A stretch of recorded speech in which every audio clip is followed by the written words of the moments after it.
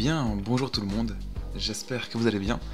On se retrouve aujourd'hui pour notre petit rendez-vous mensuel où je vais donc vous faire le bilan du mois d'août. Donc vous présenter très rapidement mes positions.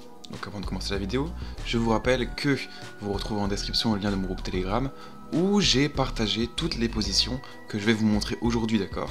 Et tout ça, je l'ai partagé gratuitement, donc il n'y a pas d'abonnement, pas d'affiliation, rien de tout ça. C'est du pur partage pour vous aider. Alors, durant le mois d'août, j'ai pris un total de 13 positions. Il y en a 11 qui ont été gagnantes et 2 perdantes. Donc on se retrouve avec un pourcentage de réussite de 84%, donc ce qui est très bien, surtout que les 2 positions perdantes, on va les voir ensemble pour commencer, parce que bon, c'est très important, je pense, de vous montrer en premier lieu mes échecs plutôt que mes réussites, parce que c'est grâce à ça qu'on apprend.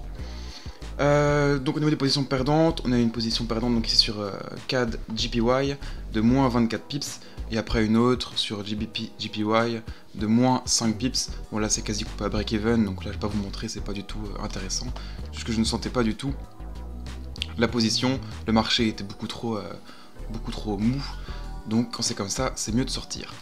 Alors donc voici la position perdante sur CAD JPY, donc une figure harmonique que je trade très peu souvent, voilà, bon là je l'ai prise, et on se retrouve ici, donc voilà, le marché est parti à la hausse, au lieu de se retourner, bon on avait une jolie résistance oblique, mais malheureusement elle n'a pas tenu, et puis voilà, le marché s'est complètement retourné, ça arrive, ce n'est pas bien grave, parce que toutes les autres positions, sauf la dernière, ont été gagnantes, donc on a un total de 601 pips sur le mois d'août, ce qui est parfait, enfin, ce qui est super. Surtout si vous arrivez à bien gérer votre money management, il y a moyen de faire de sacrées performances.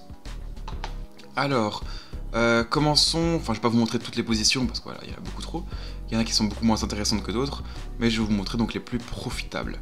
Donc sur AUD JPY, on a eu ici une première figure harmonique qui a été validée, mes indicateurs évidemment que j'utilise pour valider ma position, donc bien attendre un breakout, attendre un retournement et d'autres petites astuces que je garde pour moi bien évidemment. Et ici donc voilà, on a une position qui se retourne correctement, on n'a pas été touché le TP malheureusement, mais on a dépassé les 50% de retracement de Fibonacci, ce qui est super, donc clôture partielle pour moi, et après je laisse couler. Et je me suis fait fermer par mon trailing stop.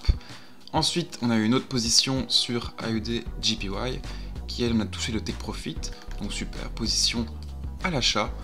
Et donc voilà, ça a fait son rythme correctement, pas de grand retournement à la suite de cette position, donc c'est plutôt pas mal. Ensuite, on a eu une belle position aussi sur euro-dollar, si je la retrouve, voilà. Figure harmonique encore une fois parfaitement validée, figure que j'adore tout particulièrement et que je recherche activement. Et ici donc voilà, bon le marché, on connaît euro-dollar, il aime bien osciller de temps en temps sans aucun sens.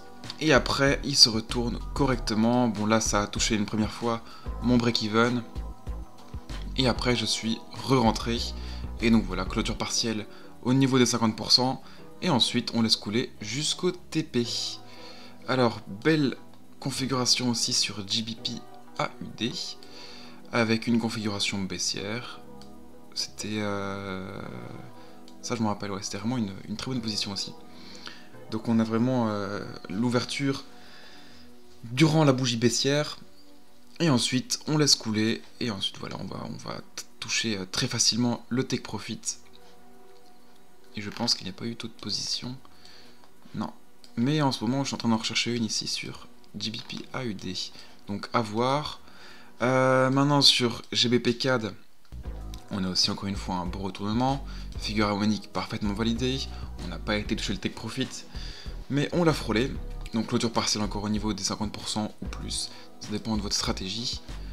Ensuite sur EuroCAD, on se retrouve avec encore une position où on a eu un retournement, on a encore frôlé le take profit, on y était presque, donc voilà un peu moins de gains pour le coup, mais c'est quand même une belle position gagnante encore une fois, il n'y en a pas eu d'autres dessus je pense, non. Ensuite sur Euro JPY, hop, ici, figure parfaite avec en plus support et résistance oblique, donc voilà on va toucher le support oblique, On a une figure harmonique qui est validée en même temps, donc c'est vraiment le top du top.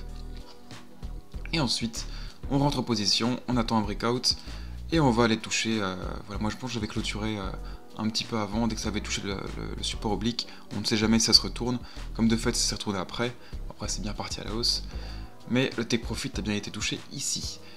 Donc voilà, pour les meilleures positions que je vous ai partagées durant ce mois d'août. Vidéo très courte, c'est vraiment d'être très rapide ce genre de vidéo, c'est juste pour vous montrer le bilan, on a vraiment frôlé la perfection sur ce mois d'août, si je peux me permettre de dire ça bien sûr, parce que voilà, on a quand même 11 positions gagnantes sur 13, c'est vraiment parfait, c'est vraiment top du top. Bon, il y a eu beaucoup plus de positions qu'en juillet, parce qu'en juillet j'étais parti en vacances. Et ici, voilà, qu'est-ce que je pourrais rajouter d'autre? Rien de bien spécial. Bon, certaines personnes m'ont demandé si je pouvais leur expliquer comment repérer, comment trader les figures harmoniques.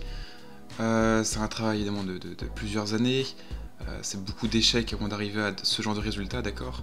C'est beaucoup de travail, surtout du travail, ça demande beaucoup de temps.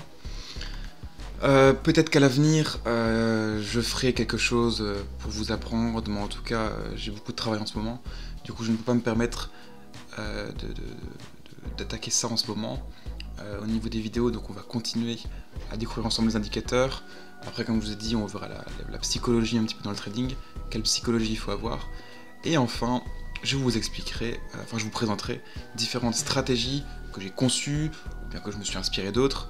Ça pourrait être très intéressant pour développer votre trading. Et après, on verra par la suite si je vous fais découvrir les figures harmoniques en long et en large. À mon avis, c'est pas pour tout de suite. Donc voilà, j'espère que ça vous a plu, n'hésitez pas à vous abonner, à partager, n'hésitez pas à rejoindre mon groupe Telegram si vous voulez profiter gratuitement de toutes ces positions, et faire pas mal de profits comme moi, voilà. Merci beaucoup, au revoir, bon trade.